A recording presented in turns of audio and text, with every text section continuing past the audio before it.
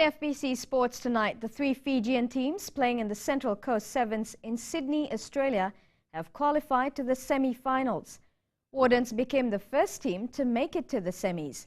The team breezed through all their pool matches. Nandi-based Westfield Barbers and Nambua are also contending for a place in the semis, as almost $40,000 is up for grabs. Bulavanaka from the Fitness First Central Coast Sevens in Australia. But Wardens have already gone through to the semi-finals. They won their last game 28-12 over Icons. Earlier they beat Sidvaka 41-0, and before that Southern District 31-12. So Wardens, the first of the Fiji sides, through to the semi-finals so far.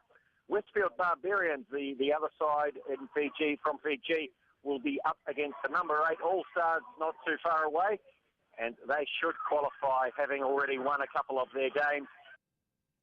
Golf can be a major sport for the nation, says Sports Minister Viliame Poto, as he and close to 180 other golfers teed off this morning at the Fiji Premium Fiji Golf Club Open. Shelvin Chand was at the greens and found out how the $1 million game can gain momentum locally. The warm Suva sun greeted golfers this morning, unlike the wet conditions of yesterday. Sports Minister Viliame Poto believes a driving range would help entice more interest from the younger generation.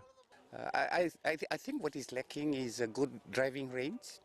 That's the start point for golf for kids. Go to a place where they can practice and get the hang of it. You know, I think that's for those that are involved with golf. I think that's the call. Day one was hectic. Some golfers were there just for the fun of it, while some were serious about getting into the final rounds. I'm expecting a good day. Some good scores from some very talented players in the club. There's some really good golfers, and hopefully they can come through and put up some good scores today. The caddies, who sometimes provide insight to the golfers, believe some good golf was being played. It will be a good day, second day tomorrow, and it will be a tight competition for the professional golfers here. Today is day one of Fiji Premium Open. 180 golfers teed off this morning to make it into the final rounds. As the day progressed, it got interesting, and we will see tomorrow who will win this championship, as there is a new champion to be crowned. Shelvin Chand, FBC Sports. Powerlifting Fiji hopes to be able to send a young squad to the Oceania Championship after they cancelled their trip to the World Masters last month. Shelvin Chand joined the lifters at the Rambuka gym, where the young brigade were having their trials. Lack of finances has seen Powerlifting Fiji put off the trip to the United States with the hope they can send a young team to the Oceania Games. I believe there was funding that should have been out for the World Masters, but I believe it was a bit late. But we have requested for this fund to be diverted towards the Oceanias. The sport has always put Fiji on the map at international meets. Even with the young team, hopes are high that the youngsters will also do well. I mean, like record level, medal level, so why not? I mean, there will always be, there's always a need for development. There's always a need for the young ones, because you won't have the old forever. Fiji superwoman 59-year-old Seni Militana was also in action at the trials, and for now, talks of her retiring have been put to rest. Well, I don't know when she'll give up, but she's always an inspiration to the young ones. And yourself? One day I'll be back, but much stronger. Powerlifting is a sport which requires a lot of dedication, and the young guns today showed that they are committed. Powerlifting Fiji is hoping that the preparation put in by the youths is not hampered by financial woes. Shelvin Chand, FBC Sports. Fiji Touch Rugby Association is on cloud 9. It's achieved one of its biggest goals. This achievement has also opened more doors for future prospects as the sport continues to develop in the country. Agasita Tale tells us what this achievement is. The sport hasn't accomplished much in the past 15 years, and this time they're ready to host one of the biggest tournaments in the Pacific. Fiji Touch is proud to announce that we'll be hosting the Trans-Tasman and Pacific Cup in September 2013. This is normally the yearly tournament between Australia and New Zealand. They normally have the Trans-Tasman and they play in different categories. So Fiji Touch is proud to secure the rights to host the Trans-Tasman next year.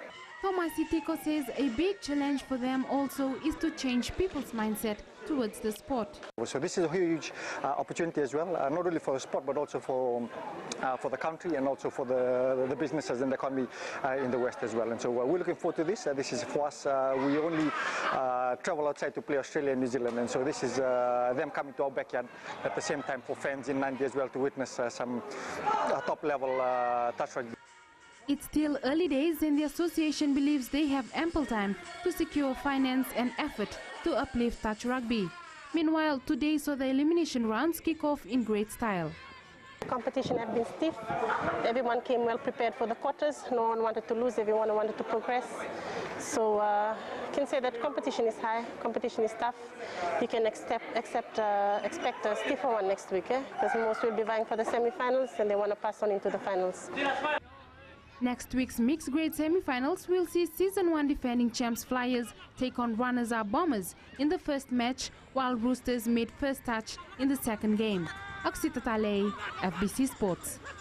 The third round of Cricket Fiji's Elite Player League tournament got underway at Suva's Albert Park today, and competition has risen to another level. Blessed with another weekend of good weather, cricketers are hopeful for a good outing. Akasita Talei with more.